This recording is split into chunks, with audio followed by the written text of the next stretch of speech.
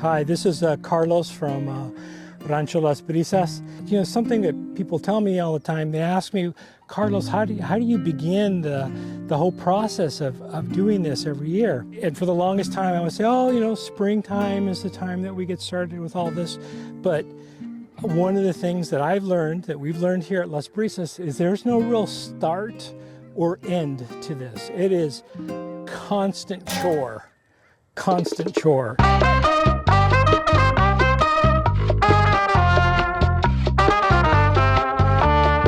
Today I'm going to show you how here at Las Brisas we're trying a new process for growing onions.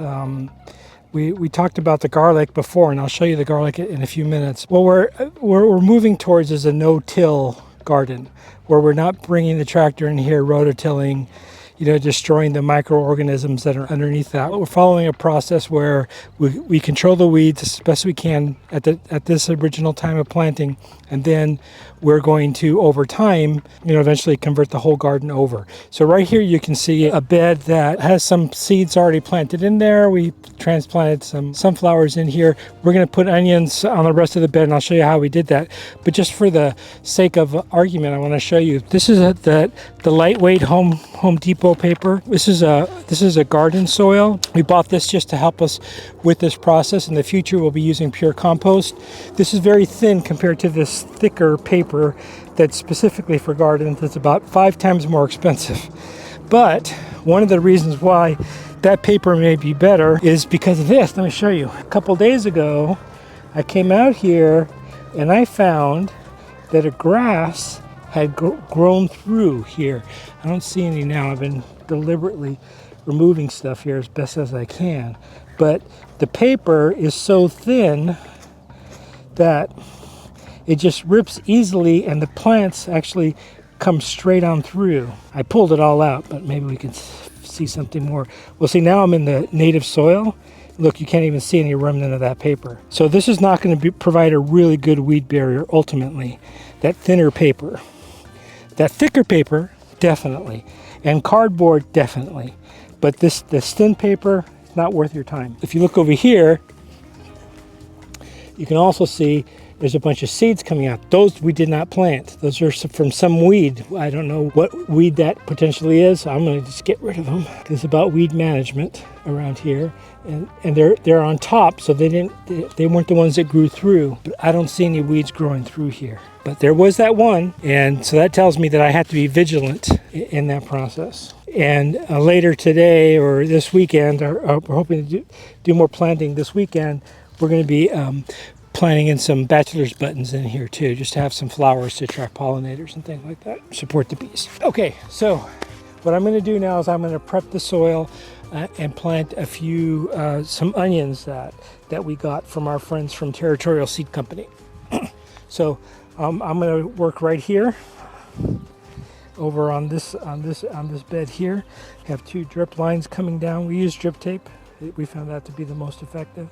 Eventually, I'd like to go to the greater 0.7 tube with the drip emitters on it. I think I might be able to reuse that more years than I can reuse this.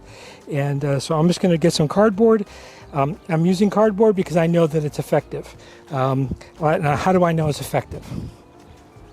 Let me show you over here. Back in October or November, we started a bed using this model. I'm going to call it, for the sake of argument, no-till. We did some tilling in this case just to get this going.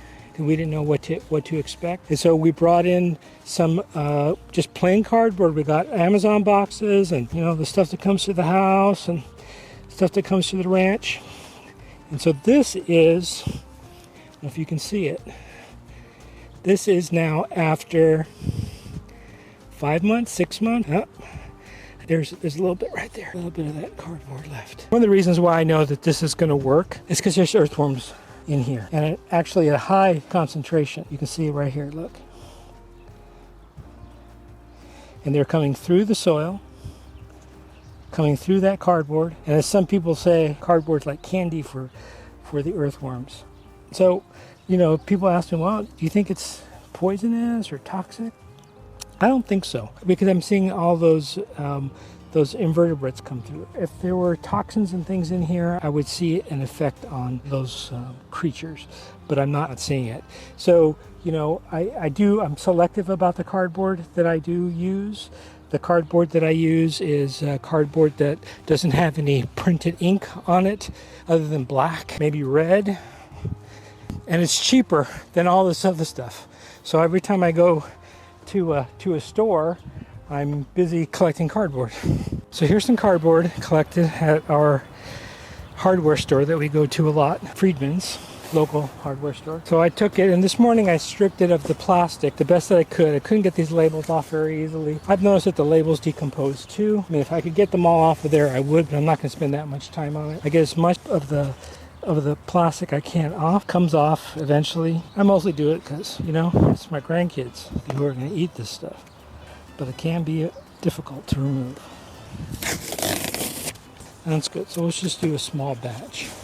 I have some Walla Walla onions that I got from our local nursery called Harmony Farms. They have great materials. I'm just going to go grab some of this stuff and go ahead and make that bed. All right, so let's go ahead and get started with this.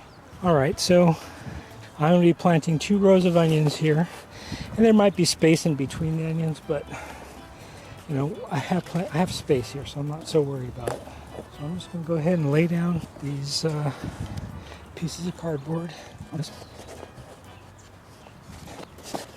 want to cover the soil the best I can, because what I don't want, the weeds having a chance to kind of come through. So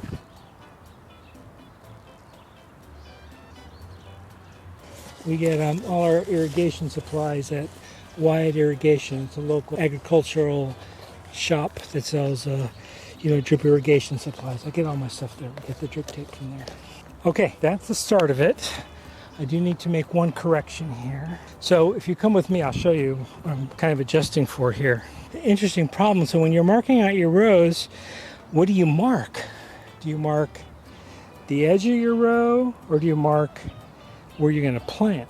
And so my compadre and I have been discussing it, and we've come to an agreement that we're actually marking where you plant, because that way you can use your markers as a way to support the drip irrigation system and make a nice straight line with it. And when I'm doing like laying the cardboard and those kinds of things, I know exactly where I'm going to be planting. You notice that one's on the edge of a row, but we're moving over to this system here. So this marks now a row, and I'll be planting my seeds or whatever it is I want. I'm going to be planting on the string line. And so over here, I need to move this over too. Get those out of the way for now.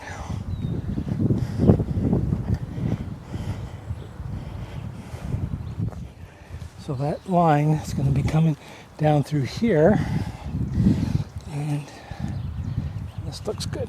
So now you can see that line. I'll be planting the onions along that line. All right, so now let's go get some material.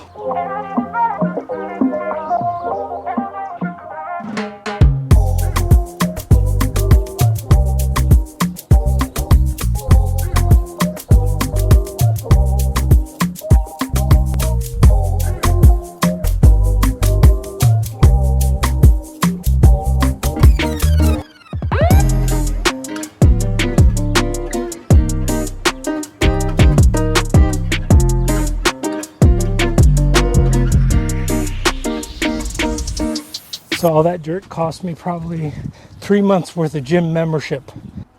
All right, so I want about 4 or 5 inches of soil.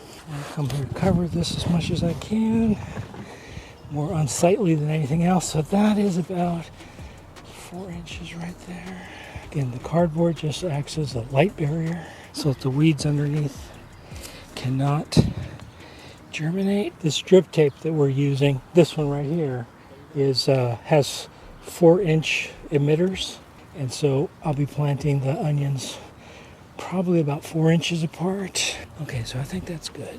All right, good to go.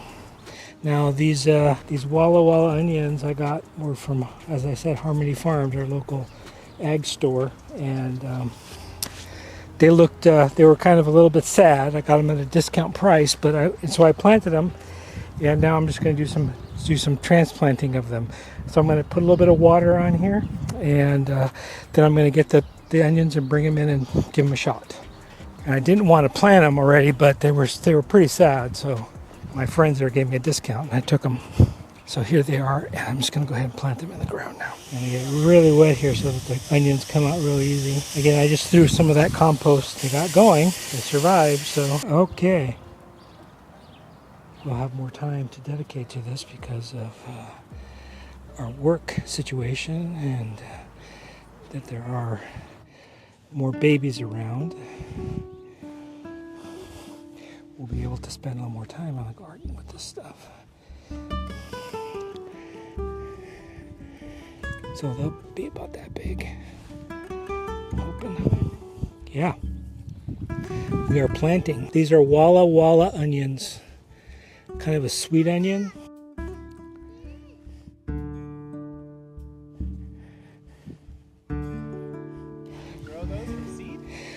No, we actually got these from Harmony Farms. We got starts already. They were on the orphan list. They had a red tag associated with them because they were looking a little bit sad, but I was able to recover quite a bit of them.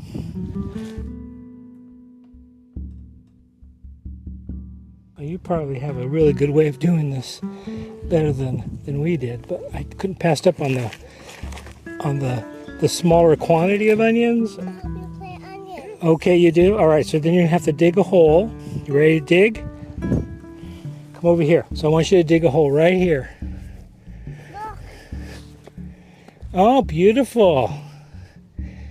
Here, you can help me by putting the onion in there. Put the onion in there, in that hole. Get all the roots in there.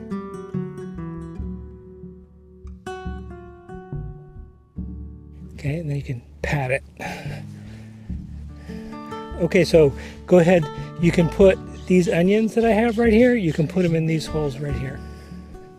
All right. And let's get some more onions. Put them in there.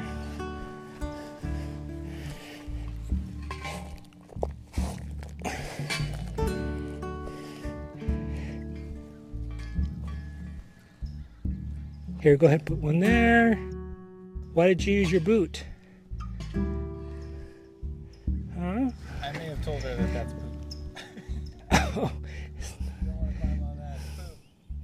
Poop. Compost.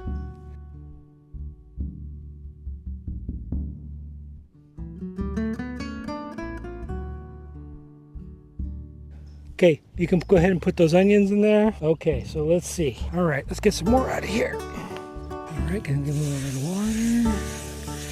Are those onions? These are onions. They're baby onions. What are you doing, Papa? I'm taking them out of here so that we can plant them. Can I plant this? What? This. Yeah, you can. Huh? You can if you want to.